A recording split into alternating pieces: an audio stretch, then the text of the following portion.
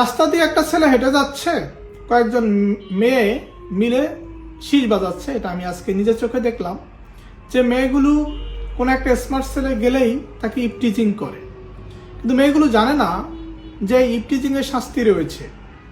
অনেক সময় দেখবেন কিছু বখাটে মেয়ে আছে, সিগারেট ধরিয়ে সে কি করে, ছেলেদের দিকে তাক করে, ছেলেদেরকে ডিস্টার্ব করে, ছেলেদেরকে শীষ বাজায়, বিভিন্ন অঙ্গভঙ্গি করে।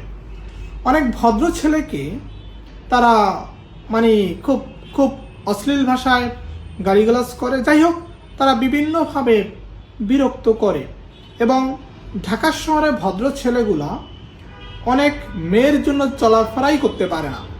মেয়েরা তাদেরকে খুব ডিস্টার্ব করে, বিরক্ত করে, প্রেমের প্রস্তাব দেয়, বিভিন্নভাবে হেনস্থা করে।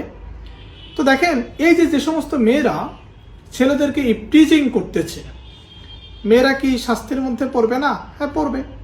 এই সমস্ত মেয়েদের 1 বছর পর্যন্ত জেল হবে যদি এই সমস্ত মেয়ের বিরুদ্ধে ওই ছেলেটা মামলা করে। এটার জন্য নির্দিষ্ট আইনও রয়েছে, আমাদের দণ্ডবিধি আইন রয়েছে। এই আইনের 509 ধারাতে স্পষ্ট করে বলে দেওয়া হয়েছে, কেউ যদি ইপটিজিংয়ের শিকার হয় এবং কিভাবে শিকার হয়েছে সেটা যদি প্রমাণ করতে পারে, তাহলে কিন্তু 1 বছরের জেল হবে। আমি মেয়েদেরকে বলবো যে আপনারা একটা ভদ্র ছেলে পাইলে, একটা স্মার্ট ছেলে পাইলে, এই রাস্তাঘাটে যে ইপটিজিং করেন, রাস্তা আটকিয়ে রাখেন, শীষ বাজান, বিভিন্ন অঙ্গভঙ্গি করেন, বলদা মার্কা বলে যে কমেন্টগুলো করেন উচ্চ বাক্যে, এগুলো করবেন না। তাহলে কিন্তু আপনার 1 বছরের জেল হয়ে যাবে।